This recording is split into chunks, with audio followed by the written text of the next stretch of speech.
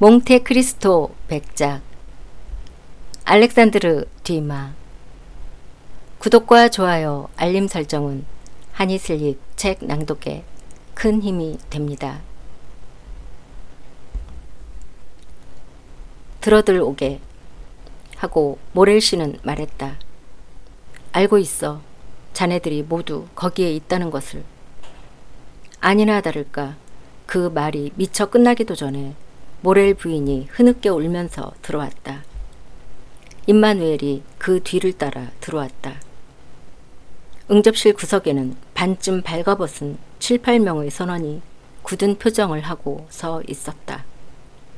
이 사나이들을 보자 영국인은 부르르 몸을 떨었다. 그리고는 그들 쪽으로 다가갈 듯이 한 걸음 앞으로 내디뎠다. 그러나 곧 생각을 고쳐 반대로 서재의 맨 안쪽 가장 어두운 구석으로 몸을 숨겼다. 모렐 부인은 팔걸이 의자에 가서 앉더니 남편의 한쪽 손을 자기의 두 손 안에 감싸주었다. 줄리는 아버지의 가슴에 기댄 채였다. 임마누엘은 한가운데에 서서 모렐 부녀와 문간에 있는 선원들 사이를 중재하고 있는 것 같았다. 어쩌다가 그렇게 됐지? 하고 모렐 씨가 물었다. 페누롱, 이쪽으로 와요. 하고 임마누엘이 말했다. 자초지종을 말씀드려요. 햇볕에 적동색으로 그을은 늙은 선원은 너덜너덜한 모자를 두 손으로 움켜쥐면서 앞으로 나왔다. 안녕하세요, 선주님. 하고 그는 마치 어제 마르세유를 떠났다가 엑스나 툴롱에서 돌아온 것 같은 투로 인사를 했다. 안녕하세요, 영감. 하고 선주는 눈물 속에서도 미소를 억제하지 못하면서 말했다. 그런데 선장은 어디에 있죠? 선장은 모렐 선주님, 병이 나서 팔마에 남아있어요. 하지만 하느님의 도움으로 별일은 없을 겁니다. 5, 6일 지나면 선주님이나 우리처럼 건강한 모습으로 돌아올 겁니다. 그거 참 다행이군. 그럼 얘기를 들어봅시다, 페누롱. 하고 모렐 씨는 말했다. 페누롱은 입담배를 오른쪽 볼에서 왼쪽 볼로 옮기고 한쪽 손으로 입을 가리며 옆을 향해 거무스름한 침을 퇴 하고 응접실 쪽으로 뱉고는 한 걸음 앞으로 나서서 허리를 흔들며 이야기를 시작했다. 마침 그때 우리는 불안 곳과 부하야도르 고지 한가운데쯤을 남남서의 알맞은 바람을 받으면서 달리고 있었습니다. 일주일쯤 잔잔한 바다 때문에 애를 먹은 뒤끝이었지요.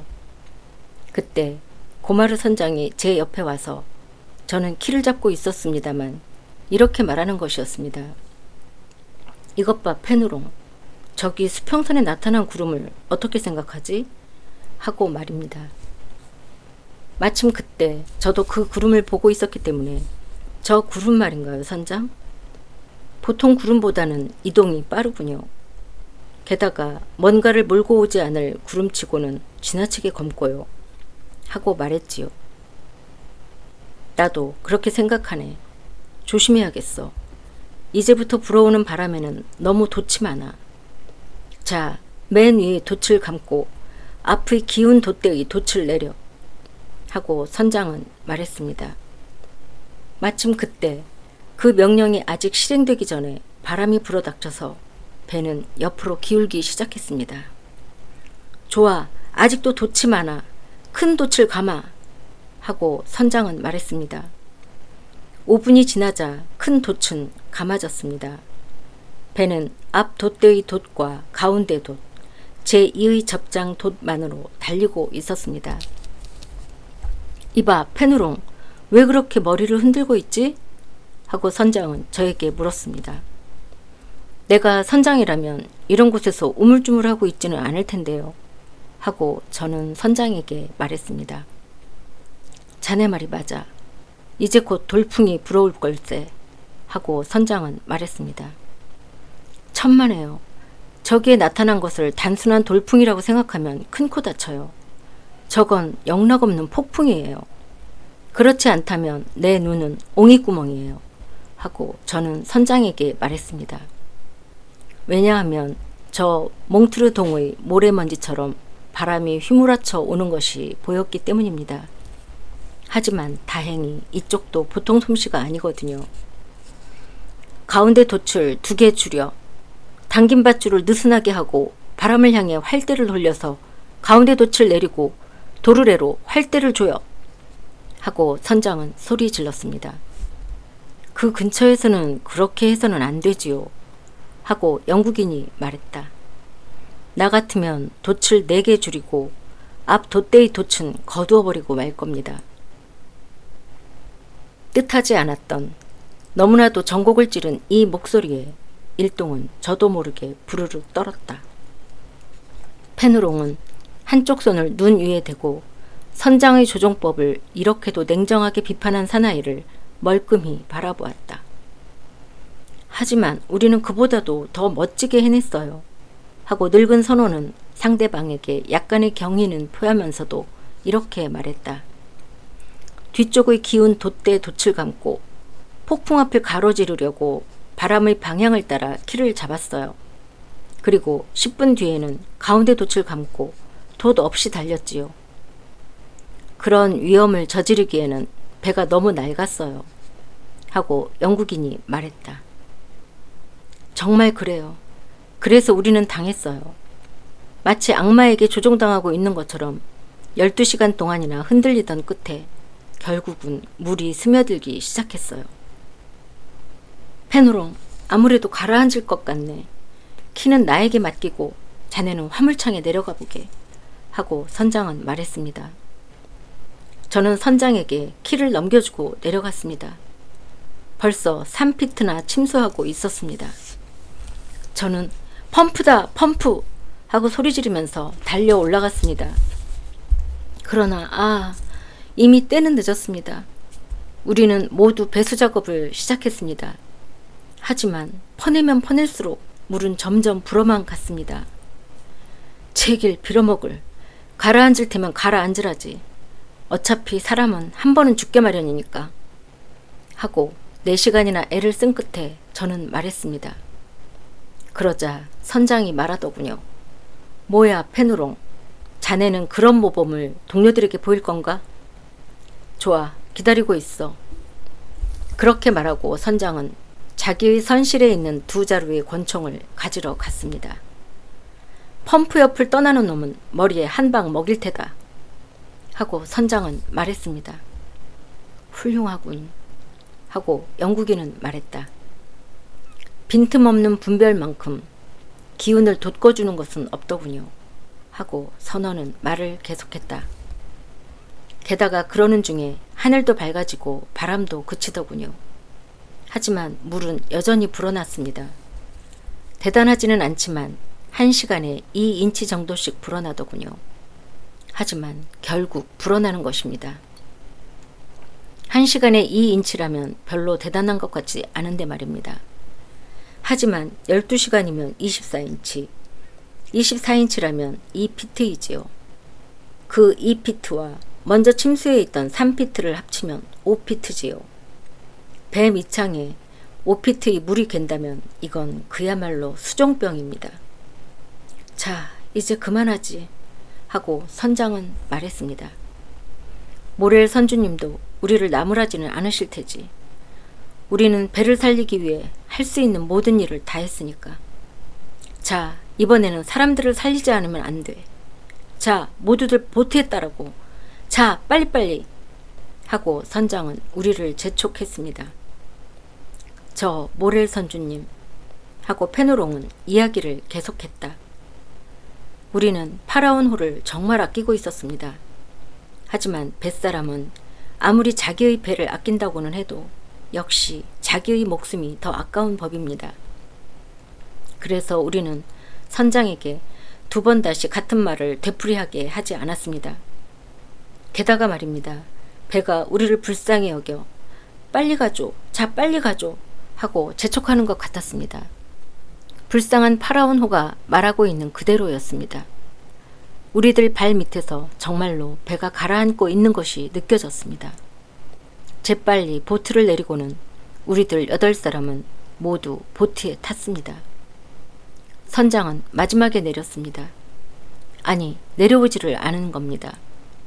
배를 떠나고 싶지 않았던 거죠.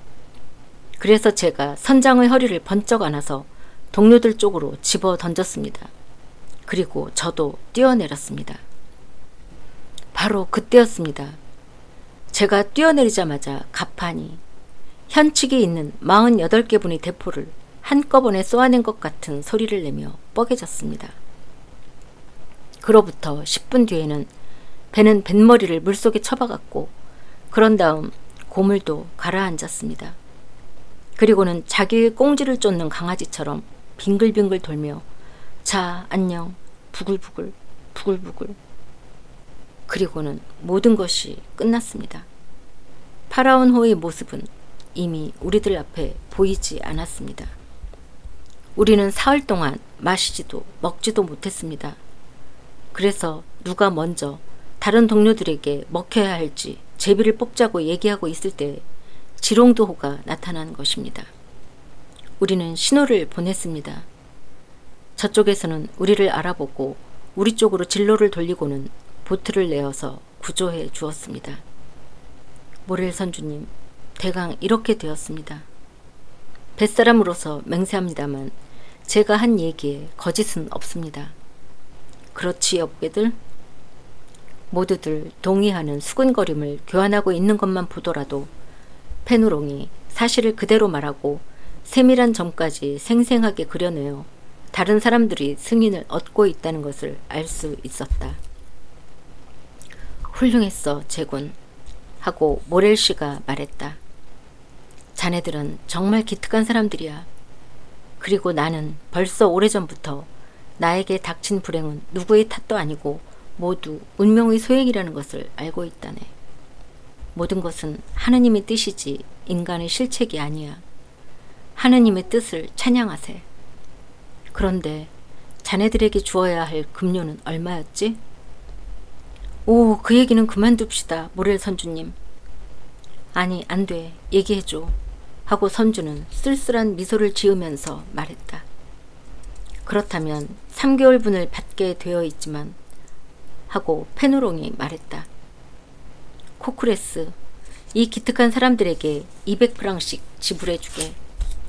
오늘과 같은 경우가 아니었더라면 이보게들 하고 모렐은 계속했다.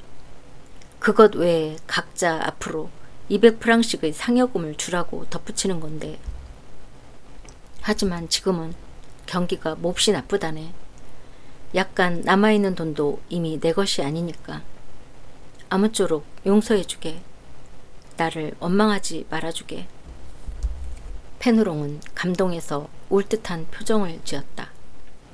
그리고는 동료들 쪽으로 가서 뭔가 수근수근 얘기를 나누고는 곧 되돌아왔다. 그 일이라면 모렐 선주님 하고 그는 입속의 담배를 반대쪽으로 옮기고는 아까와 마찬가지로 응접실 쪽으로 퇴 하고 침을 뱉었다. 그 일이라면 무슨 얘긴지 해보게. 돈 문제 말입니다만. 그래서 모렐 선주님, 동료들은 지금으로선 각자 50프랑씩이면 충분하고 나머지는 기다리자고 말하고 있습니다. 고맙네, 제군. 고마워. 하고 모렐 씨는 크게 감동하여 소리 질렀다. 제군은 정말 훌륭한 마음씨를 가진 사람들이야. 하지만 받아주게. 제발 받아주게. 그리고 어디든 좋은 일자리가 발견되면 그쪽으로 가주게. 이제부터 자네들은 자유로운 몸이야. 이 마지막 말은 이 기특한 선원들을 몹시 놀라게 했다. 그들은 어찌할 바를 모르고 서로 얼굴을 쳐다보았다. 페누롱은 숨이 막혀서 하마터면 입담배를 삼켜버릴 뻔했다. 다행히도 곧 손가락을 목구멍에 집어넣을 수가 있었다. 뭐라고요, 모렐 선주님? 하고 그는 목을 졸리운 듯한 목소리로 말했다. 뭐라고요? 우리를 해고한단 말씀입니까? 그럼 우리가 마음에 안 든단 말씀입니까? 천만에 하고 선주는 말했다. 마음에 안 들다니 그게 무슨 소린가? 나는 자네들을 해고하겠다는 것이 아니야. 하지만 어쩔 수 없지 않은가. 나에게는 이미 배가 없고 따라서 선원이 필요 없게 되었단 말일세. 뭐라고요? 배가 없다고요? 하고 페누롱은 말했다. 그렇다면 또 만들면 될 것 아닙니까? 우리는 기다리겠습니다. 고맙게도 우리는 고생에는 이골이 난 사람들이니까요. 페누롱, 나에게는 이제 배를 만들게 할 돈이 없다네. 하고 선주는 쓸쓸한 미소를 지으면서 말했다. 그래서 자네들의 말은 정말 고맙지만 받아들일 수가 없다네. 돈이 없으시다면 우리에게 급료를 주실 필요는 없어요. 우리는 저 불쌍한 파라온호처럼 돛 없이 달릴 거예요. 그러면 되는 거예요. 이제 그만, 이제 그만 하고 모렐 씨는 감동으로 목이 메이면서 말했다. 자, 제발 부탁이니까 이제 그만 돌아들 가게. 경기가 좋아지면 다시 만나세.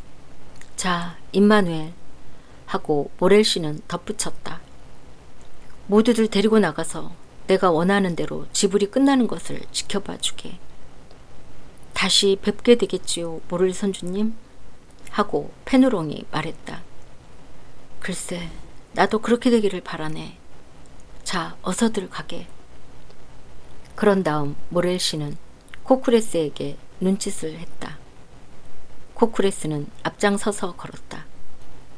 선원들은 격리 담당의 뒤를 따랐고 그 뒤를 다시 임마누엘이 따라갔다. 자, 하고 선주는 아내와 딸에게 말했다.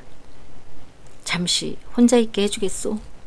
손님과 할 얘기가 있으니까. 그렇게 말하고 그는 톰슨 앤드 프렌치 상의 대리인이 있다는 것을 눈으로 알렸다. 그 손님은 앞에서 서술한 몇 마디를 했을 뿐 그동안 내내 한쪽 구성에서 서성거리고 있었다. 두 여자는 지금까지 완전히 잊고 있었던 이 낯선 손님 쪽으로 시선을 던졌다. 그리고는 방에서 나갔다. 그러나 딸은 나갈 때 손님 쪽으로 애원이 담긴 아름다운 눈길을 보냈다. 손님은 거기에 대해 미소로 대답했다.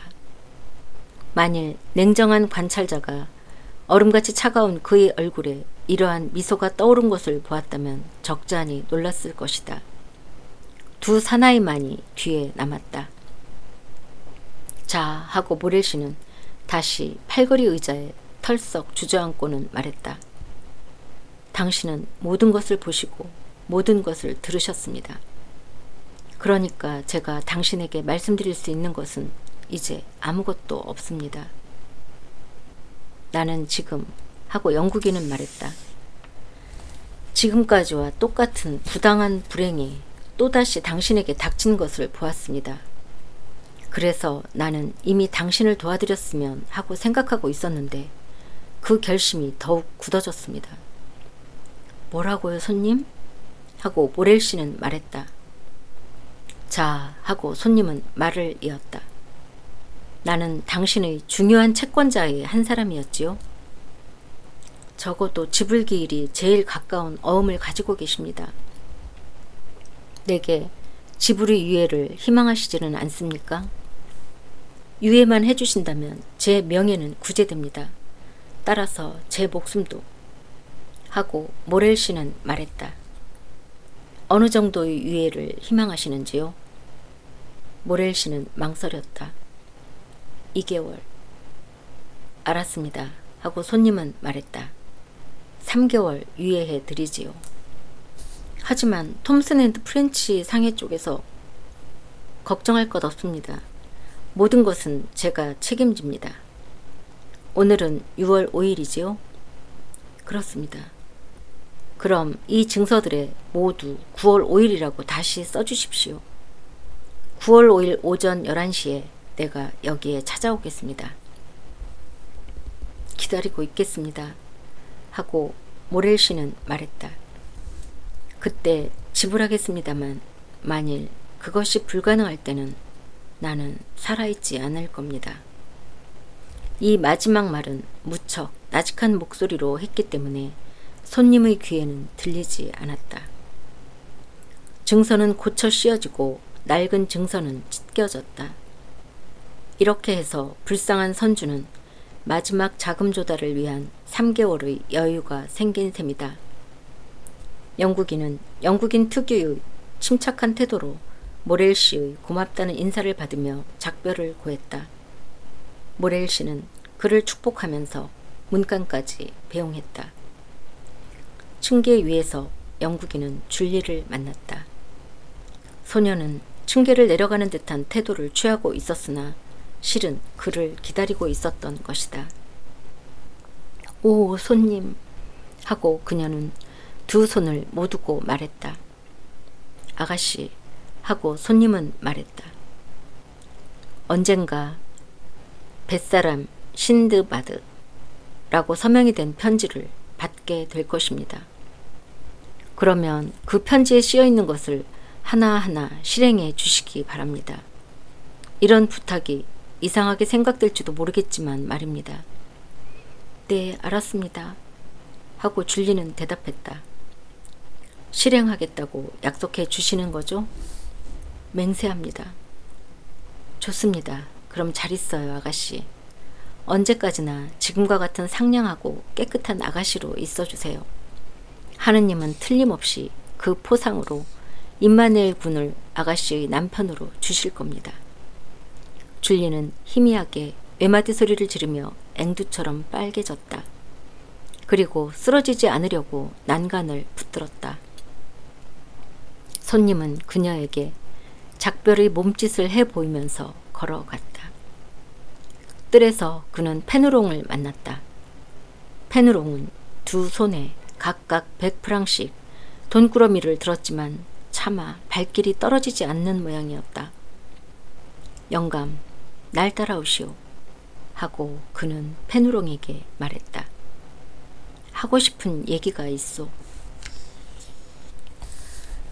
모렐 씨가 전혀 얘기조차 하지 못했던 때에 톰슨 앤드 프렌치 상회의 대표자가 양해해준 이 유해는 불쌍한 선주에게는 운명이 마침내 그를 귀찮게 괴롭히는 일에 지쳐서 행복이 돌아온 것처럼 생각되었다. 그날로 즉시 그는 그러한 자초지종을 아내와 딸 그리고 임마누엘에게 얘기해 주었다. 이리하여 가족들 사이에선 안심이라고까지는 할 수 없지만 약간의 희망이 되살아났다. 그러나 불쌍하게도 모렐 씨의 거래서는 이토록 호의적인 타협을 제시해준 톰슨 앤드 프렌치 상회만 있는 것은 아니었다. 그가 말한 대로 장사의 세계에는 거래서는 있어도 친구는 없었다. 곰곰이 되새겨 보아도 그에게는 자기에 대한 톰슨 앤드 프렌치 상회의 관대한 조치가 잘 납득되지 않았다. 그의 파산을 재촉해서 원금의 6할이나 8할을 회수하기보다는 30만 프랑에 가까운 부채를 짊어진 사나이를 도와서 3개월 뒤에 그 30만 프랑을 고스란히 받는 쪽이 훨씬 유리하다는 현명하고도 이기적인 생각을 했을 것이 틀림없다고 밖에는 해석되지 않았다. 불행하게도 모렐 씨의 모든 거래서는 그에 대한 증오심 때문인지 아니면 눈이 멀었기 때문인지 그러한 생각을 해주지 않았다. 어떤 거래서는 반대의 생각까지 했다. 그래서 모렐 씨가 서명한 어음은 어김없이 격리 담당 앞으로 돌아왔다. 그리고 그것들은 영국인으로부터 부여받은 유의 덕분에 코크레스를 통해 즉석에서 지불되었다. 그래서 코크레스는 여전히 예의 침착한 태도로 일을 계속할 수가 있었다. 그러나 모렐 씨만은 만일 15일에 보빌 씨의 10만 프랑 그리고 30일에 이것도 형무소 감찰관의 것과 마찬가지로 유예받은 32,500프랑의 어음을 지불하지 않으면 안 되었다고 한다면 이달부터 벌써 파산자가 되었을 것이라고 생각하며 부르르 몸을 떨었다. 마르세유 상업계 전체의 의견은 잇따라 엄습한 불운에 압도되어 모렐 씨는 이제 더 이상 버틸 수가 없으리라는 데 일치하고 있었다. 그래서 그의 월말 지불이 여느 때와 마찬가지로 정확하게 이루어진 것을 보고 크게 놀랐다. 그러나 그것만으로 사람들의 마음에 신용이 돌아오지는 않았다. 사람들은 모두 파산의 청원이 내달 말까지 연기된 데에 지나지 않는다고 보고 있었다. 그 달은 돈 마련을 위한 필사적인 노력 속에 지나갔다. 옛날엔 그의 어음은 어느 날짜든 믿고 사람들이 인수해 주었다. 아니, 오히려 요청받기까지 했었다. 그러나 지금은 90일 지불의 어음으로 거래를 하려고 했으나 어느 은행에서도 받아주지 않았다. 다행히도 모렐씨 자신이 기대할 수 있는 돈이 있었는데 그것이 들어왔다. 그래서 7월 말도 이럭저럭 약속을 지킬 수 있었다. 그런데 톰슨 앤드 프렌치 상영의 대표자 모습은 그 뒤 마르세유에서는 보이지 않았다. 모렐씨를 방문한 다음 날인가 다음 날부터 그는 보이지 않게 되었다. 게다가 그는 마르세유에서는 시장과 형무소 검찰관 그리고 모렐씨 외에는 누구와도 접촉하지 않았기 때문에 지금의 세 사람이 가지고 있는 각기 다른 추억 외에는 그가 마르세유에 왔었다는 흔적은 남아있지 않았다. 그리고 파라온 호의 선원들은 어딘가에 계약이 된 것 같았다. 왜냐하면 그들의 모습도 보이지 않았으니까. 병이 나서 팔마에 남아있던 고마르 선장이 병이 나아서 돌아왔다. 그는 모렐씨에게 찾아가는 것을 망설이고 있었다. 그러나 모렐씨는 선장이 돌아온 것을 알고 자기 쪽에서 만나러 갔다. 이 훌륭한 선주는 페누롱의 이야기로 재난 때에 보인 선장의 용감한 행위를 사전에 알고 있었기 때문에 그를 위로해 주려고 생각한 것이었다. 그리고 고마르 선장이 자기 스스로는 도저히 받으러 올 것 같지 않은 그의 급료를 가져다 주었다. 층계를 내려가려고 했을 때 모렐씨는 올라오고 있는 페누롱과 갑자기 마주쳤다. 페누롱은 보아하건대 돈을 멋지게 쓴 것 같았다. 왜냐하면 옷차림이 완전히 새 것으로 꾸며져 있었던 것이다. 선주의 모습을 보자 이 훌륭한 키자비는 몹시 허둥거렸다. 그는 층계참의 제일 구석에 몸을 기대고 입속의 담배를 왼쪽에서 오른쪽으로, 오른쪽에서 왼쪽으로 옮겨가며 당황한 듯한 큰 눈을 두리번거리면서 모렐씨가 언제나와 마찬가지로 진심을 담고 내민 악수에 대해 주뼛거리면서 마주 쥐었을 뿐이었다.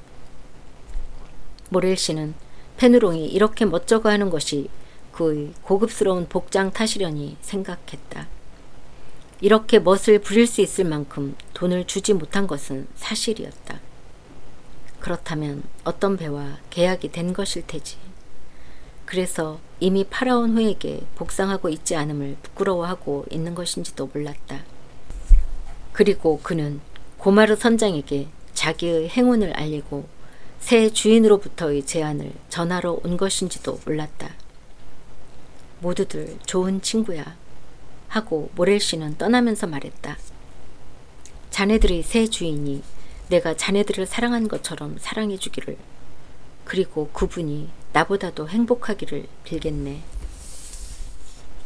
8월은 끊임없이 낡은 차용금의 증서를 다시 쓰고 새 빚을 얻기 위해 동분서주하는 가운데 지나갔다. 8월 20일에 마르세유에서는 그가 역마차를 탔다는 것이 사람들에게 알려졌다. 그래서 사람들은 드디어 이달 말에는 파산 청원서가 제출되기 때문에 그런 비참한 장면에 자리를 같이 하기가 싫어서 모든 것을 지배인인 임마누엘과 격리 담당인 코크레스에게 맡기고 도망친 것이 틀림없다고 생각하고 있었다. 그러나 사람들이 예상과는 달리 8월 30일이 되자 지불이 여느 때와 마찬가지로 시작되었다. 코크레스는 호라티우스의 작품 속의 재판관처럼 침착하게 격자 저편의 모습을 나타냈다. 그리고 제출되는 서류를 평소와 마찬가지로 신중하게 조사하고 전부 정확하게 지불했다. 게다가 모렐씨가 예상하고 있던 반제금이 2건이나 있었으나 코크레스는 선주 개인의 어음과 마찬가지로 이것도 어김없이 지불했다. 사람들은 이제는 어떻게 된 영문인지 알 수가 없게 되었다. 그러나 나쁜 소문을 퍼뜨리는 사람들에게 흔히 있는 끈질김으로 파산은 9월 말일까지 연기된 것이라고 여전히 떠들고 다녔다. 모렐 씨는 9월 1일에 돌아왔다. 가족들은 큰 불안에 휩싸여서 그를 기다리고 있었다. 이 파리 여행에서 그의 마지막 구원의 길이 열릴 것이었다. 모렐 씨는 당그랄에게 기대를 걸고 있었다. 당그랄은 지금은 백만장자이지만 옛날에는 그의 은혜를 입은 사람인 것이다. 왜냐하면 모렐 씨의 추천으로 스페인의 은행가에게 소개되었고 그것이 막대한 재산을 만드는 단서가 된 것이다. 사람들의 소문으로는 그는 오늘날 600만 또는 800만의 재산이 있고 무한한 신용을 얻고 있다는 것이었다. 따라서 자기의 호주머니는 조금도 축내지 않고 모렐 씨를 구제할 수도 있을 것이었다. 즉 차용금에 대한 보증만 서주면 되는 것이다. 그렇게 하면 모렐 씨는 구제될 수 있는 것이다. 모렐 씨는 벌써 오래전부터 당그라를 생각하고는 있었다. 그러나 사람은 누구에게나 아무리 억제하려 해도 억제할 수 없는 본능적인 혐오감이라는 것이 있게 마련이다. 그래서 모렐 씨는 이 마지막 수단에 호소하는 것을 될 수 있는 대로 뒤로 미루고 있었다. 모렐 씨의 예상은 그야말로 적중했다. 그는 거절이라는 부끄러운 꼴을 당하고 상처받은 마음을 아는 채 돌아온 것이었다. 예상했던 일이었으므로 모렐 씨는 집에 돌아와서는 한마디 불평도 말하지 않고 상대방을 비난하지도 않았다. 그는 눈물을 흘리면서 아내와 딸에게 키스를 했고 임마누엘에게 다정하게 손을 내밀었다. 그리고는 3층 사무실로 올라가서 들어박힌 채 코크레스를 불러들였다. 이번에야말로 드디어 파산인 모양이야 하고 두 여인은 임마누엘에게 말했다. 그리고 그녀들은 잠시 의논한 뒤 줄리가 님의 병행에 있는 오빠에게 즉시 돌아와 달라는 편지를 쓰기로 결정했다. 불쌍한 여인들은 자기들에게 닥치는 타격에 저항하기 위해서는 전신의 힘을 필요로 한다는 것을 본능적으로 느끼고 있었다. 게다가 막시밀리안 모렐의 나이는 아직도 겨우 23살이었으나 이미 아버지에게 대해서는 큰 영향력을 가지고 있었다. 그는 의지가 강하고 비뚤어진 것을 싫어하는 청년이었다. 그의 장래의 일을 결정할 때 아버지는 미리 그에게 그것을 강요하지 않고 다만 아들의 취미를 물었다. 그는 군인이 되고 싶다고 말했다. 그래서 그는 공부를 열심히 하여 이공과 대학의 경쟁 시험에 합격했고 졸업을 하자 제53연대 소속의 소위가 되었다. 임관된 지 벌써 1년이 지났고 다음 기회에는 중위로 승진할 것이 이미 결정되어 있었다. 연대에서의 막시밀리안 모렐은 단지 군인에게 부과된 의무뿐 아니라 사람으로서 지키지 않으면 안 되는 의무도 엄격하게 실행하는 인간으로 널리 알려져 스토아 철학자라는 별명으로 불리고 있었다. 물론 그를 이렇게 부르고 있는 많은 사람들은 남이 부르는 것을 듣고 따라 부르고 있을 뿐 그것이 무슨 뜻인지는 몰랐다. 어머니와 누이 동생은 뭔가 중대한 일이 자기들에게 닥치려 하고 있다는 것을 느끼고 자기들의 힘이 되어주기를 바라는 마음에서 그를 부른 것이었다. 지금 중대한 사태에 직면해 있다는 그녀들의 느낌은 틀리지 않았다. 왜냐하면 모렐 씨가 코크레스와 사무실로 들어간 지 얼마 안 되어 코크레스가 창백한 얼굴로 부들부들 떨며 허둥대는 표정으로 뛰쳐나오는 것을 줄리는 보았다. 코크레스가 그녀 옆을 지나치려 했을 때 그녀는 무슨 일인가고 물어보려 했다. 그러나 할아버지는 평소의 그답지 않게 급히 층계를 뛰어내려가면서 두 팔을 허공에 쳐들고 소리 질렀다. 오, 아가씨, 아가씨, 이 무슨 청천벽력 같은 일입니까? 아, 이런 무서운 불행이 닥쳐올 줄이야. 잠시 뒤에 그가 두세 권의 큰 장부와 지갑, 그리고 돈이 든 자루를 들고 올라가는 것을 줄리는 보았다. 모렐 씨는 장부를 조사하고 지갑을 열고 자루 안의 돈을 세었다. 지금 있는 돈이 모두 합쳐서 6천 프랑에서 8천 프랑, 5일까지 들어올 돈이 4, 5천 프랑이었다. 즉 28만 7,500 프랑의 어음에 대해 아무리 많게 어림잡아도 1만 4천 프랑이 돈밖에 되지 않았다. 단지 이것만으로 해결할 수는 없는 일이었다. 그러나 저녁 식사를 하러 내려왔을 때 모렐 씨는 꽤 침착을 되찾은 것 같았다. 그러나 이러한 침착한 태도는 낙심한 태도보다도 두 여성을 더 겁먹게 했다. 저녁 식사를 끝내면 모렐 씨는 평소에는 외출을 하는 것이 보통이었다. 포세앙 클럽에 가서 커피를 마시고 세마포르 신문을 읽곤 하는 것이었다. 그러나 이 날은 외출도 하지 않고 다시 사무실로 올라갔다.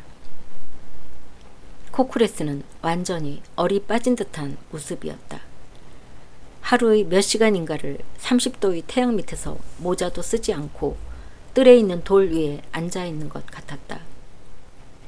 임마누엘은 어떻게 해서든지 여자들을 안심시키려고 했으나 생각처럼 말이 나오지 않았다. 그는 집안 상태를 너무나 잘 알고 있었기 때문에 큰 파국이 모렐가에 덮쳐오는 것을 느끼지 않을 수 없었다. 밤이 되었다. 두 여성은 모렐 씨가 사무실에서 내려오면 자기들의 방에 들르리라고 생각하고 자지 않고 깨어나 있었다. 그러나 그녀들은 모렐 씨가 아마 자신을 부를 것을 두려워해서인지 발소리를 죽인 채 방문 앞을 지나가는 소리를 들었다. 그녀들은 귀를 기울였다. 모렐 씨는 자기의 방으로 들어가자 안으로 문을 잠갔다. 모렐 부인은 딸에게 어서 가서 자라고 일렀다. 그리고 줄리가 나가고 나서 30분쯤 있다가 그녀는 일어서서 구두를 벗고 남편이 무엇을 하고 있는지 열쇠 구멍으로 들여다보려고 살그머니 복도로 나갔다. 복도로 나가자 그녀는 사람의 그림자가 슬그머니 사라지는 것을 보았다.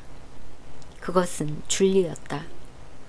그녀도 마찬가지로 불안해서 어머니보다도 먼저 와 있었던 것이다. 딸은 모렐 부인 곁으로 다가왔다. 그리고는 뭔가를 쓰고 계셔요 하고 말했다. 두 여성은 말을 안 해도 서로의 마음을 알 수 있었다. 모렐 부인은 열쇠 구멍에까지 몸을 수그렸다. 과연 모렐 씨는 뭔가를 쓰고 있었다. 그러나 부인은 딸이 미처 깨닫지 못한 것을 깨달았다. 그것은 남편이 인지를 붙인 종이 위에 쓰고 있다는 것이었다. 유언장을 쓰고 있는 것이라는 무서운 생각이 퍼뜩 머리를 스쳤다. 전신이 부들부들 떨렸다. 그러나 꾹 참고 아무 말도 하지 않았다. 다음 날 모렐 씨는 완전히 침착을 되찾은 것처럼 보였다. 여느 때와 마찬가지로 사무실에 앉아있고 점심 식사를 하러 내려왔다. 그러나 저녁 식사 뒤에는 딸을 자기 옆에 앉히고 딸의 머리를 두 손으로 안은 채 오랫동안 자기의 가슴에 꼭 껴안고 있었다. 그날 밤 줄리는 어머니에게 아버지가 보기에는 침착한 것 같았으나 심장이 몹시 뛰고 있었다고 말했다. 거의 비슷한 상태로 다시 이틀이 지났다. 9월 4일 밤 모렐 씨는 딸에게 그녀가 가지고 있는 사무실 열쇠를 돌려주었으면 좋겠다고 말했다. 그 말을 듣고 딸은 부르르 몸을 떨었다. 어떤 불길한 예감이 든 것이다.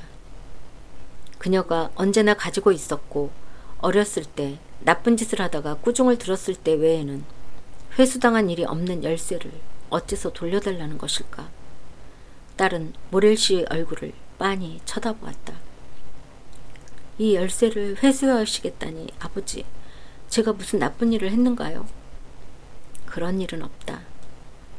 네가 무슨 일을 했다고? 다만 내가 필요해서 그런다.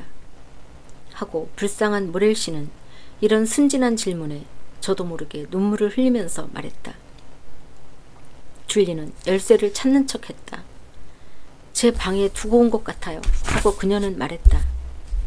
그리고는 방을 나왔다. 그러나 곧 자기 방으로 가지 않고 층계를 내려와서는 임마누엘이 있는 곳으로 의논하러 갔다. 그 열쇠를 아버님에게 돌려드려서는 안 돼요. 하고 임마누엘이 말했다. 그리고 내일 아침에는 될 수 있는 대로 아버님 곁을 떠나지 말도록 하세요. 그녀는 임마누엘에게 그 이유를 물어보려고 했다. 그러나 그는 아무것도 알고 있지 않았다. 혹은 알고 있으면서도 말을 하고 싶지 않았던 것인지도 몰랐다. 9월 4일부터 5일에 걸친 밤 동안 모렐 부인은 문에 귀를 갖다 댄 채 밤을 지샜다. 새벽 3시까지 남편이 방 안을 초조한 걸음으로 왔다 갔다 하는 소리가 들렸다. 3시가 되어서야 겨우 남편은 잠자리에 들었다. 어머니와 딸은 함께 밤을 새웠다. 전날부터 밤까지 두 사람은 막시밀리안이 돌아오기를 기다리고 있었다.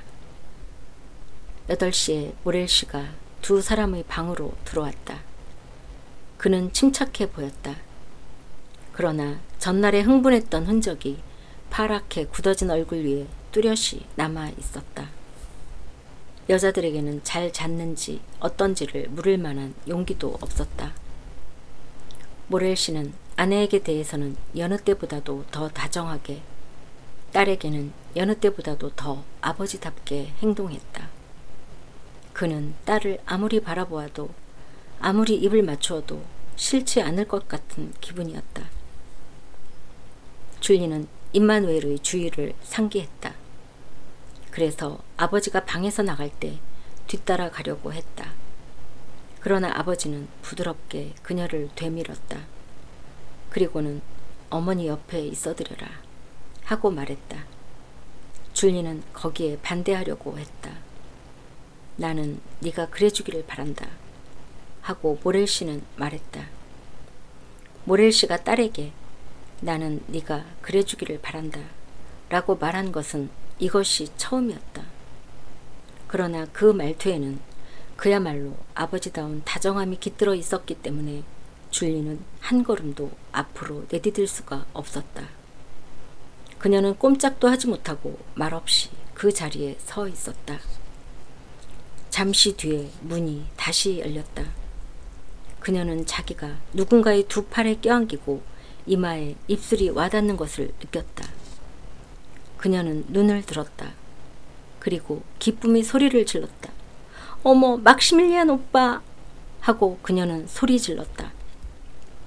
이 고함 소리를 듣고 모렐 부인도 달려와 아들이 팔 안에 몸을 던졌다. 어머니! 하고 청년은 모렐 부인과 누이 동생을 번갈아 쳐다보면서 말했다. 어떻게 된 겁니까? 무슨 일이 있었습니까? 편지를 보고 깜짝 놀라서 달려왔습니다. 줄리야, 하고 모렐 부인은 청년 쪽을 눈으로 가리키면서 아버지에게 막시밀리안이 돌아왔다고 말씀드려라 하고 말했다. 딸은 방에서 뛰쳐나갔다. 그러나 층계의 맨 첫 단에 발을 올려놓았을 때 손에 한 통의 편지를 든 사나이를 발견했다. 줄리 모렐 양이 아닌가요? 하고 그 사나이가 강한 이탈리아 발음으로 말했다. 그렇습니다만 하고 줄리는 더듬거리면서 말했다. 하지만 무슨 용건인지요? 나는 당신을 모르는데요. 이 편지를 읽어주십시오. 하고 사나이는 한 통의 편지를 내밀면서 말했다. 줄리는 망설이고 있었다. 아버님 신상의 안전과 관계된 편지입니다. 하고 심부름꾼은 말했다. 아가씨는 사나이의 손에서 낚아채듯이 그 편지를 빼앗아 들었다. 그리고는 급히 펼쳤다. 그리고 읽었다. 이 편지를 보시는 대로 메이랑 거리로 가셔서 15번지를 찾아가 문지기에게 6층의 열쇠를 요구하고 그 방에 들어가서 난로 선반 위에 놓여있는 빨간 비단 레이스의 지갑을 가져오십시오. 그리고 그것을 아버지에게 건네드리십시오. 그 지갑은 무슨 일이 있어도 11시가 되기 전에 아버지 손에 건네지지 않으면 안 됩니다. 당신은 내 말에 무조건 복종하겠다고 약속하셨습니다.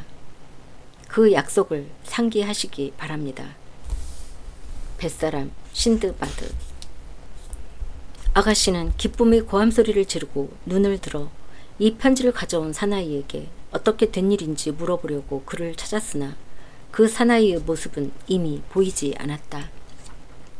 그녀는 다시 한번 읽어보려고 편지 위에 눈길을 주었다. 거기에 추신이 적혀 있음을 깨달았다. 그녀는 읽어보았다. 이 일은 당신 자신이 혼자서 하시지 않으면 안 됩니다. 만일 당신이 누군가를 데리고 오거나 또는 대리인을 보내시면 문지기는 그러한 일은 모른다고 대답할 것입니다. 이 추신은 아가씨의 기쁜 마음을 완전히 잡쳐버리고 말았다. 무슨 무서운 일이 있는 것은 아닐까? 어떤 함정이 마련되어 있는 것은 아닐까? 그녀는 순진했으므로 그녀 나이 또래의 위험이 어떤 것인지를 몰랐다.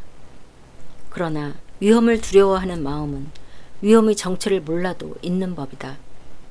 가장 큰 공포를 느끼게 하는 것은 실은 자기가 모르는 위험인 것이다. 줄리는 망설였다. 그래서 누군가와 의논을 하리라고 생각했다. 그러나 그녀가 도움을 청하러 간 것은 어머니도 오빠도 아니었다. 이상한 감정의 작용으로 그녀는 임마누엘에게로 갔다. 그녀는 아래로 내려가서 임마누엘에게 톰슨앤드 프렌치 상회의 대리인이 아버지를 찾아왔던 날의 일을 얘기했다. 층계 위에서 생겼던 일을 이야기하고 그때의 약속을 들려주고 편지를 보여주었다. 가지 않으면 안 돼요, 아가씨. 하고 임마누엘은 말했다. 가야만 해요? 하고 줄리는 중얼거렸다. 그래요. 내가 함께 갈게요. 하지만 혼자서 와야만 한다고 씌어있잖아요. 하고 줄리가 말했다. 결국 혼자서 가시는 것이 됩니다. 하고 청년은 대답했다. 나는 위제거리 모퉁이에서 기다리고 있겠습니다. 돌아오는 것이 늦어서 걱정이 되면 마중을 갈게요. 안심하세요. 이상한 놈이 있으면 혼찌검을 내줄 테니까. 그럼 임마누엘 하고 아가씨는 망설이면서 말했다. 여기에 씌어있는 대로 하는 것이 좋겠다고 당신은 생각하는 거죠? 그래요. 심부름꾼은 아버님의 신상의 안전과 관계된 일이라고 말했다면서요. 하지만 임마누엘, 아버지가 어떤 위험을 당하신다는 얘기죠? 하고 아가씨는 물었다. 임마누엘은 한순간 망설였다. 그러나 일각이라도 빨리 그녀에게 결심을 하게 해야 한다는 생각이 앞섰다. 실은 말입니다. 하고 그는 그녀에게 말했다. 오늘은 9월 5일이지요? 그래요. 오늘 11시에 아버지는 약 30만 프랑의 돈을 지불하지 않으면 안 되게 되어 있어요. 네, 그것은 알고 있어요. 그런데 하고 임마누엘은 말했다. 금고에는 1만 5천 프랑의 돈도 없어요. 그러면 어떻게 되는 거죠? 오늘 11시까지 누군가 아버님을 도와주는 사람이 나타나지 않으면 정오에는 아버님은 파산을 선언하지 않으면 안 돼요. 어머, 큰일이네요. 그럼 빨리 가요. 빨리. 하고 소리 지르면서 아가씨는 청년을 끌고 나갔다. 이러는 사이에 모렐 부인은 모든 것을 아들에게 얘기해 주었다. 청년은 잇따른 불행으로 집안 살림에 큰 변화가 있었던 것은 알고 있었다. 그러나 사태가 이렇게까지 절박한 줄은 미처 모르고 있었다. 그는 멍해졌다. 그러나 갑자기 그는 방에서 뛰쳐나가 급히 층계를 뛰어 올라갔다. 아버지가 사무실에 있으리라고 생각했기 때문이었다. 그러나 아무리 노크를 해도 대답이 없었다. 그가 사무실 문 앞에 서 있노라니까 아래층 거실의 문이 열리는 소리가 났다. 그는 돌아보았다.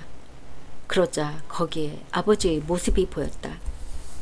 모렐 씨는 곧바로 사무실로 돌아가지 않고 자기의 거실로 들어갔다가 지금 거기에서 나오는 참이었다. 모렐 씨는 막시밀리안의 모습을 보고 놀라서 소리를 질렀다. 아들이 돌아온 것을 그는 모르고 있었던 것이다. 그는 프로코트 밑에 감춘 것을 왼쪽 팔로 누르면서 그 자리에 섰다. 막시밀리안은 급히 층계를 뛰어내려가 아버지의 목을 껴안았다. 그러나 그는 퍼뜩 뒷걸음질 쳤다. 아버지의 가슴에 댄 오른손만은 그대로 두고 아버지 하고 그는 마치 죽은 사람처럼 시퍼런 얼굴로 말했다. 어째서 권총을 두 자루나 프로코트 밑에 숨기고 계시지요? 아, 들키지 않을까 걱정하고 있었는데 하고 모렐 씨는 말했다. 아버지, 어쩌자고 이런 권총을 갖고 계시지요? 하고 청년은 소리 질렀다. 막시밀리안 하고 모렐 씨는 아들의 얼굴을 뚫어지게 바라보면서 대답했다. 너는 사나이다. 명예를 알고 있는 사나이다. 따라오너라. 이유를 얘기해 줄 테니까. 그렇게 말하고 모렐 씨는 확실한 걸음걸이로 사무실로 올라갔다. 막시밀리안은 비틀거리면서 뒤따랐다. 모렐 씨는 문을 열고 아들이 들어오자 그것을 닫았다. 그리고는 응접실을 가로질러 책상에 다가가서는 권총을 그 구석에 놓았다. 그리고 펼쳐진 채로 있는 장부를 손가락 끝으로 아들에게 가리켰다. 장부 위에는 현재의 재산 상태가 정확하게 씌어져 있었다. 모렐 씨는 30분 뒤에는 28만 7,500프랑의 돈을 지불하지 않으면 안 되게 되어 있다. 그러나 모두 합쳐서 1만 5,257프랑의 돈밖에는 없었다. 읽어보아라 하고 모렐 씨는 말했다. 청년은 장부를 읽었다. 그리고 한동안 뒤통수를 얻어맞은 사람처럼 정신을 잃고 있었다. 모렐 씨는 아무 말도 하지 않았다. 이러한 냉혹한 숫자에 대해 이제 와서 덧붙일 말이 있을까? 아버지 하고 잠시 뒤에 청년이 말했다. 이런 불행에 빠질 때까지 온갖 수단을 다 강구해 보셨습니까? 물론이지 하고 모렐 씨는 대답했다. 돈이 들어올 가망은 있는가요? 전혀 없다. 재원이 없어진 거로군요. 모두 없어졌다. 그럼 30분 뒤에는 우리 집의 명예가 더럽혀지는군요. 하고 막시밀리안은 침울한 목소리로 말했다. 피는 불명예를 씻어준다. 하고 모렐 씨가 말했다. 아버지 말씀이 옳습니다. 아버지의 마음은 잘 알겠습니다. 그리고는 권총 쪽으로 손을 내밀었다. 아버지 것이 한 자루, 제 것이 한 자루 있습니다. 고맙습니다. 하고 그는 말했다. 모렐 씨는 그 손을 붙들었다. 어머니나 누이 동생은 어떻게 되는 거니? 누가 돌본다는 거니? 전율이 청년의 전신을 휩쓸었다. 아버지 하고 그는 말했다. 저더러 살아남으라는 말씀입니까? 그렇다. 그렇게 말하고 있는 거다. 하고 모렐 씨는 대답했다. 왜냐하면 그것이 네 의무이기 때문이다. 너는 침착하고 올바른 정신을 가지고 있다, 막시밀리안. 너는 보통 사나이와는 다르다. 나는 너에게 지시나 명령은 하지 않겠다. 다만 이렇게 말해두지. 현재의 상태를 아무 관계없는 제3자로서 잘 생각해봐. 너 자신이 그것을 판단해야 한다. 청년은 잠시 생각에 잠겨 있었다. 그러는 중에 맑은 체념의 빛이 눈에 나타났다. 그는 천천히 쓸쓸해 보이는 동작으로 자기의 계급을 나타내고 있는 견장을 잡아 뗐다. 알겠습니다. 하고 그는 모렐 씨에게 손을 내밀면서 말했다. 아버지, 마음 놓고 돌아가십시오. 저는 살아남을 테니까요. 모렐 씨는 아들이 무릎에 몸을 던지려고 했다. 그러나 막시밀리안은 아버지를 자기 쪽으로 끌어당겼다. 이렇게 해서 두 개의 고상한 심장은 서로 맞닿은 채 고동치고 있었다. 이건 내 과오가 아니라는 것을 알고 있을 테지? 하고 모렐 씨가 물었다. 막시밀리안은 미소 지었다. 아버지, 저는 아버지가 지금까지 제가 안 사람 중에서 가장 성실한 사람이라는 것을 알고 있습니다. 좋아, 이것으로 할 얘기는 다 했다. 자, 어머니와 누이 동생 곁으로 가보아라. 아버지, 하고 청년은 한쪽 무릎을 바닥에 짚고 말했다. 저를 축복해 주십시오. 모렐 씨는 아들의 머리를 두 손으로 안아 자기 쪽으로 끌어당기고는 몇 번이나 거기에 입술을 댔다. 좋아, 좋아, 하고 그는 말했다. 나로서도 또 어느 한 점 나무랄 데가 없던 3대에 걸친 선조의 대표자로서도 너를 축복해주마. 알겠니? 선조가 내 입을 빌어서 말씀하신다고 생각하고 잘 듣거라. 불행이 파괴해버린 건물은 자비로우신 하느님이 다시 세워주실 것이다. 내가 이런 식으로 죽는 것을 보면 아무리 냉혹한 사람이라도 너를 가엾게 여길 테지. 나에게는 거절한 유예도 너에게는 아마 부여해 줄 테지. 그때에는 사람들로부터 부끄러움을 모르는 사람이라는 말을 듣지 않도록 노력해라. 일을 하는 것이다. 일을. 열심히 용기를 내어서 싸우는 거다. 너도 어머니도 누이 동생도 생활을 극도로 긴축시키는 거다. 내가 빚을 갚지 않으면 안 되는 사람들의 돈이 하루하루 네 손 안에서 불어가도록 말이다. 파산 선고가 해제되는 날이야말로, 즉 이 서재에서 네가 아버지는 내가 오늘 해낸 일을 해낼 수 없었기 때문에 돌아가셨습니다. 그러나 아버지는 내가 그것을 해낼 것을 알고 계셨기 때문에 조용히 돌아가셨습니다. 라고 말할 수 있는 그 날이야말로 정말로 반가운 축복할 만한 날이라는 것을 잘 생각해 다오. 오, 아버지, 아버지, 하고 청년은 소리 질렀다. 하지만 어떻게 해서든지 살 길을 찾으실 수는 없는가요? 내가 살아있으면 모든 것이 달라진다. 동정은 의혹으로 변하고 연민은 증오로 변하고 나는 이미 약속을 어긴 사나이에 지나지 않게 된다. 결국 파산자에 지나지 않게 된다. 내가 죽으면 사정은 반대가 된다. 그것을 잘 생각해다오, 막시밀리안. 내 죽음은 불행했지만 정직한 인간의 죽음이 되는 것이다. 살아있으면 친구들조차 이 집에 근접하지 않게 될 것이다. 죽으면 마르세유 사람 전체가 눈물을 흘리면서 나를 무덤까지 전송해 줄 것이다. 만일 살아있으면 너도 내 이름을 부끄럽게 여기게 될 것이다. 죽으면 너는 고개를 높이 쳐들고 나는 태어나서 처음으로 자기의 약속을 지키지 못했기 때문에 자살한 사람의 아들입니다. 라고 떳떳하게 말할 수 있는 것이다. 청년은 신음했다. 그러나 체념한 것 같았다. 이번에도 마음속은 어떤지 모르지만 머리에서는 이해할 수 있었던 것이다. 그럼 하고 모렐 씨는 말했다. 나를 혼자 있게 해다오. 여자들이 오지 않게 해주기 바란다. 다시 한번 누이 동생을 만나주시지 않겠습니까? 하고 막시밀리안은 부탁했다. 청년은 최후의 은밀한 희망을 아버지와 누이 동생의 회견에 기대하고 있었다. 그래서 그렇게 말한 것이었다. 모렐 씨는 고개를 가로저었다.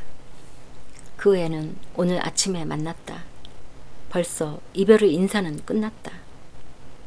뭔가 특별히 남기실 말은 없습니까? 하고 막시밀리안은 굳어진 목소리로 말했다. 그래, 있다. 네가 꼭 수행해줘야 할 일이. 말씀해주세요, 아버지. 단 한 집, 톰슨앤드 프렌치 상여가 동정에서인지 아니면 이기심 때문인지 사람의 마음은 분명히 읽을 수 없지만 어쨌든 내게 연민을 표시해 주었다. 그 대리인이 이제 10분 뒤면 28만 7,500프랑의 어음 지불을 받으러 오는데 이 사람은 나에게 3개월의 유예를 승낙해 주었다. 아니, 그쪽에서 먼저 제의해 주었어. 따라서 이 상회에 맨 먼저 갚아주도록 해라. 그리고 그 사람에게 고맙다는 인사도 잊지 말고. 네, 아버지. 하고 막시밀리안은 말했다. 그럼 다시 한번 고별 인사를 하자. 하고 모렐 씨는 말했다. 자, 그럼 가봐라. 나는 혼자 있고 싶다. 유언장은 침실 책상의 서랍 안에 넣어두었다. 청년은 이제 의지의 힘은 있으나 실행할 힘은 없어 그저 멍하니 서 있었다. 봐라, 막시밀리안. 하고 아버지가 말했다. 내가 너처럼 군인이라고 가정해봐라. 그리고 보루를 점령한다는 명령을 받고 그것을 점령하기 위해서는 내가 죽지 않으면 안 된다는 것을 너도 알고 있었다고 가정해봐라. 그런 경우에는 아까도 말한 것처럼 가세요, 아버지. 살아남는다는 것은 불명예입니다. 치욕을 당하느니 죽는 편이 낫습니다. 라고 말해줄 것 아니냐? 네, 그렇습니다. 하고 청년은 말했다. 그리고 아버지를 두 팔로 꽉 끌어안으면서 가세요, 아버지. 하고 말했다. 그리고는 방에서 뛰쳐나갔다. 아들이 나가버리자 모렐 씨는 잠시 그 자리에 선 채 문을 물끄러미 바라보고 있었다. 그리고는 손을 뻗쳐 초인종 끈을 쥐고 잡아당겼다. 잠시 뒤에 코쿠레스가 모습을 나타냈다. 그것은 이미 지난날이 코쿠레스가 아니었다. 이 사흘 동안 뚜렷한 증거를 눈앞에 보면서 그는 완전히 풀이 죽어 있었다. 모렐 상회가 지불을 정지한다는 생각은 20년의 세월이 그의 머리 위에 얹혀진 이상으로 그의 허리를 굽게 했다. 코쿠레스군. 하고 모렐 씨는 뭐라 형언할 수 없는 어조로 말했다. 자네는 대기실 쪽에 있어주게. 그리고 석 달 전에 오셨던 그분, 왜 자네도 보았지? 톰슨 앤드 프렌치 상회의 대리인이 오시면 나에게 안내해주게. 코쿠레스는 대답하지 않았다. 다만 끄덕거리고 대기실 쪽으로 가서는 자리에 앉아 기다렸다. 모렐 씨는 또다시 의자에 앉았다. 그의 눈은 기둥시계로 향했다. 아직 7분이 남아 있었다. 바늘은 믿을 수 없을 만큼 빨리 움직였다. 그에게는 그 바늘의 움직임이 눈에 보이는 것 같았다. 아직 나이는 젊은데, 또는 잘못된 것인지는 모르지만 적어도 외면적으로는 올바른 추론의 결과 이 세상에서 사랑하고 있는 모든 사람들로부터 헤어지고 가정의 모든 즐거움도 부여받고 있는 이 인생으로부터 떠나려고 하고 있는 그의 가슴 속에 이 최후의 순간에 오가고 있는 것은 그야말로 뭐라고 표현할 수 없는 것이다. 어떻게든지 그것을 알려고 한다면 땀이 배어있기는 하지만 체념의 빛이 보이는 그의 이마, 눈물에 젖어있기는 하지만 하늘로 향해지고 있는 그의 눈을 보지 않으면 안 되었을 것이다. 시계 바늘은 계속 움직이고 있었다. 두 자루의 권총에는 탄알이 재워져 있었다. 그는 손을 뻗쳐 그 한 자루를 집어들었다. 그리고는 딸의 이름을 중얼거렸다. 그리고 죽음의 무기를 내려놓고 펜을 들고는 몇 자 적었다. 귀여운 딸에게 한 이별의 말이 불충분했던 것처럼 생각된 것이다. 그리고 나서 기둥시계를 쳐다보았다. 그는 이미 분이 아니라 초로 새고 있었다. 그는 권총을 다시 손에 들었다. 입을 반쯤 벌리고 눈은 시계바늘에 집중시키고 있었다. 그리고 자기가 작동한 격철 소리에 부르르 몸서리 쳤다. 이때 한층 더 싸늘한 땀이 이마에 흐르고 한층 더 심한 고뇌가 가슴을 죄었다. 이때 층계 쪽 문의 경첩이 삐걱거리는 소리가 들렸다. 그리고 사무실 문이 열렸다. 시계가 11시를 치려 하고 있었다. 모렐 씨는 돌아보려고도 하지 않았다. 그는 코쿠레스의 톰슨 앤드 프렌치 상영의 대리인 되시는 분이 라는 말을 기다리고 있었다. 그리고 권총을 입으로 가져갔다. 갑자기 고함 소리가 들려왔다. 그것은 딸의 목소리였다. 그는 돌아보았다. 그리고 줄리의 모습을 확인했다. 저도 모르게 권총을 떨어뜨렸다. 아버지! 하고 딸은 숨을 헐떡거리며 기쁨으로 거의 실신할 것처럼 소리를 질렀다. 살았어요. 아버지는 살아났어요. 그녀는 손에 빨간 비단 레이스의 지갑을 높이 쳐들면서 아버지의 팔 안으로 뛰어들었다. 뭐라고? 살았다니 무슨 뜻이냐? 그래요, 살았어요. 자, 이것 보세요. 하고 딸은 말했다. 모렐 씨는 지갑을 손에 들고 부르르 몸을 떨었다. 그것이 자기의 것이었다는 것을 희미하게 생각해낸 것이다. 그것을 여니 가운데 한쪽 옆에 28만 7,500프랑의 어음이 들어 있었다. 그 어음은 지불이 끝난 것으로 되어 있었다. 다시 한쪽 옆에는 개암나무 열매만한 다이아몬드가 들어있고 거기에 곁들어진 조그만 양피지에는 줄리의 지참금이라고 씌어 있었다. 모렐 씨는 이마에 손을 얹었다. 꿈을 꾸고 있는 것은 아닐까 하고 생각했다. 마침 그때 기둥시계가 11시를 쳤다. 그 하나하나는 심장에 울리는 강철의 쇠망치 소리처럼 느껴졌다. 줄리야, 연유를 설명해다오. 하고 그는 말했다. 어디서 이 지갑을 찾았니? 메이랑거리 15번지에 있는 집의 6층에 있는 허름하고 조그만 방의 난로 선반 위에 있었어요. 그럼 이 지갑은 너희 것은 아니지 않니? 하고 모렐 씨는 소리 질렀다. 줄리는 그날 아침에 받은 편지를 아버지에게 내밀었다. 그래서 넌 혼자서 그 집에 갔었니? 하고 모렐 씨는 읽고 나더니 말했다. 임마누엘이 따라와 주었어요, 아버지.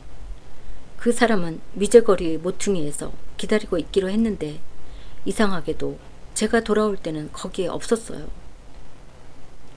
모렐 아저씨! 하고 목소리 하나가 층계 쪽에서 고함을 질렀다.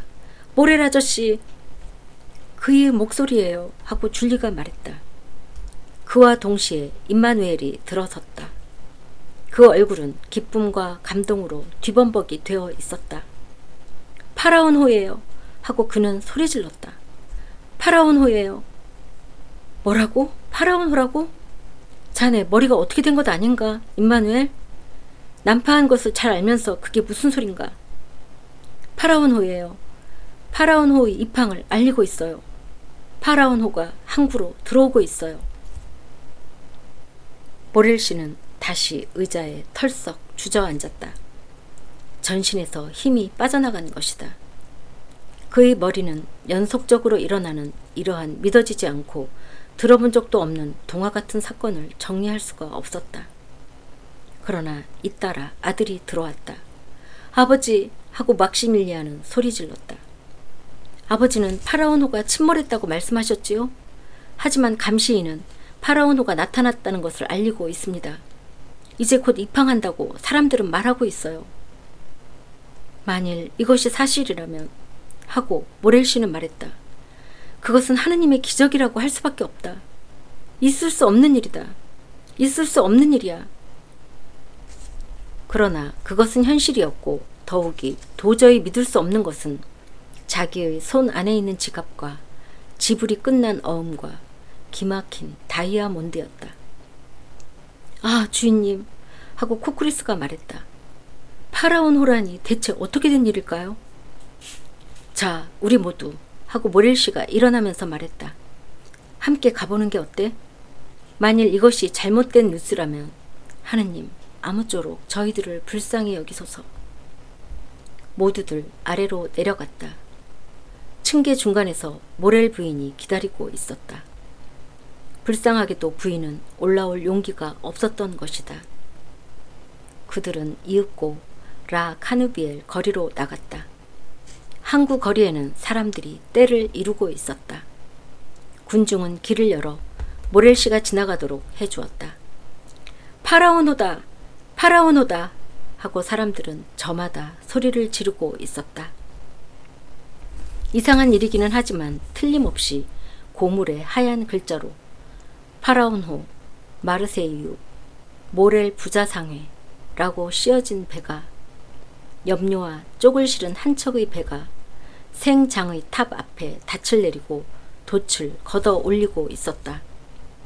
갑판 위에서는 고마르 선장이 명령을 내리고 선원장인 페누롱이 모렐시 쪽으로 신호를 보내고 있었다.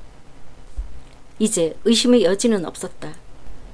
눈과 귀가 그것을 증명해 주었고 다시 10,000명의 구경꾼이 그 증명을 도와주고 있었다. 이 기적을 눈앞에 본 마르세유 시민들의 박수 갈채 속에서 모렐 부자가 부두에서 서로 얼싸안고 있을 때 검은 수염으로 얼굴의 절반이 가려진 사나이가 잠시 오두막 뒤에 숨어서 이러한 전경을 감동하면서 지켜보고 있었다. 그리고 그는 다음과 같이 중얼거렸다. 고상한 마음을 지닌 분이여, 아무쪼록 행복하게 사십시오. 당신이 지금까지 하신 그리고 앞으로도 하실 선행에 의해 하느님의 은혜를 입게 되시기를, 그리고 제 감사의 마음도 당신의 선행과 마찬가지로 남 모르는 것이 되어지기를. 그리고 이 사나이는 기쁨과 행복에 넘친 미소를 지으면서 지금까지 숨어있던 장소를 떠났다. 그리고는 사람들이 모두 이 사건의 정신을 빼앗기고 있으므로 누구의 관심도 끌지 않은 채 잔교 대신 마련된 작은 층계를 내려가 큰 소리로 3번 이름을 불렀다. 야코포! 야코포! 야코포! 그러자 한 척의 보트가 와서 그를 태우고는 사치스러운 장비가 갖추어진 요트까지 싣고 갔다. 그는 마치 선원과도 같은 날렵한 동작으로 그 요트의 갑판에 뛰어 올랐다. 그는 거기에서 다시 한번 모렐 씨의 모습을 바라보았다. 모렐 씨는 기쁨의 눈물에 젖어 군중의 한 사람 한 사람과 진심 어린 악수를 나누고 있었다. 그리고 누구인지도 모르는 자선가에게 멍한 눈으로 감사를 표시하고 있었다. 그는 그 자선가를 하늘 위에서 찾고 있는 것 같았다. 그러면 하고 낯선 사나이는 말했다. 친절이여, 인도여, 감사여, 가거라. 사람의 마음을 기쁨으로 넘치게 하는 모든 감정이여, 가거라. 나는 하늘을 대신하여 착한 사람에게 보답했다. 그러면 이번에는 복수의 신이여, 악당들을 응징하기 위해 나에게 당신의 자리를 양보해 주십시오. 이렇게 말하고는 그는 신호를 보냈다. 그러자 이 출발의 신호를 기다리고 있기나 했던 것처럼 요트는 순식간에 난 바다로 향했다. 다음 편에 계속됩니다.